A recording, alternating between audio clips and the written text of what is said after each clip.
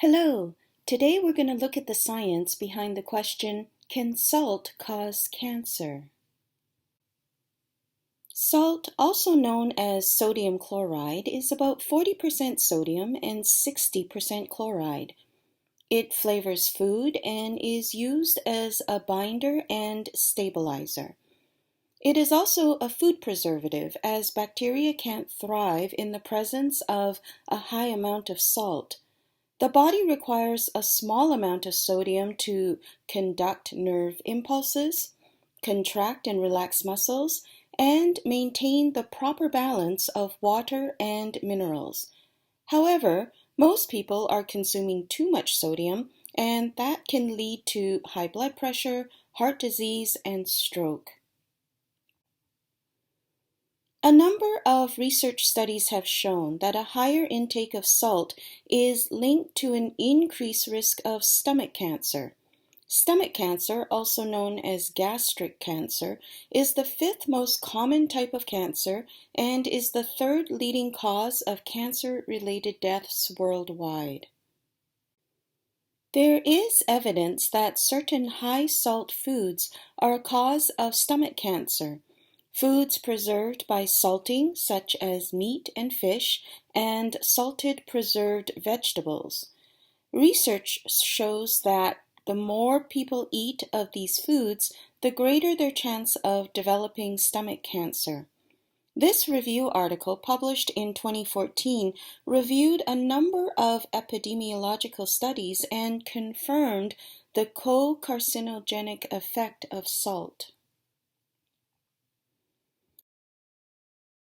Scientists believe the increased stomach cancer risk from the salt-preserved foods is because they contain a large amount of salt, which infuses the food during the preservation process.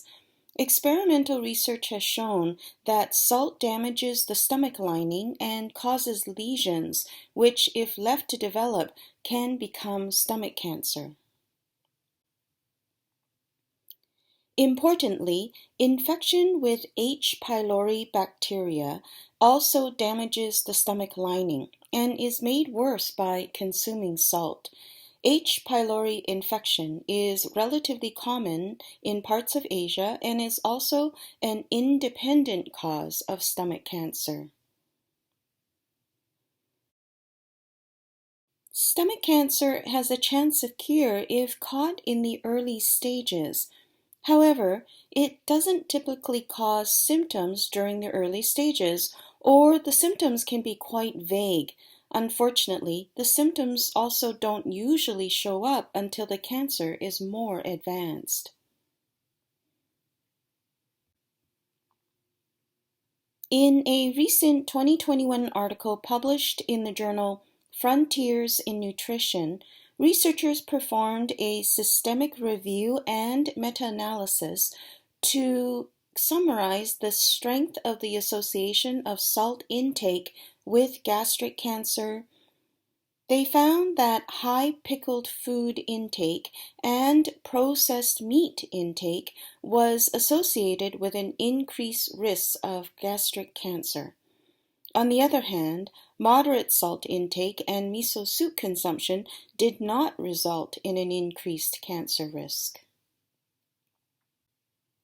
Natural salts like sea salt is often promoted as being healthier than table salt.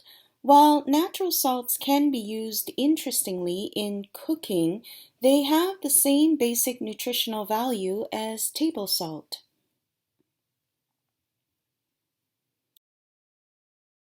Surprisingly, in a 2019 study, researchers found that salt had an anti-tumor effect in mice and in petri dishes.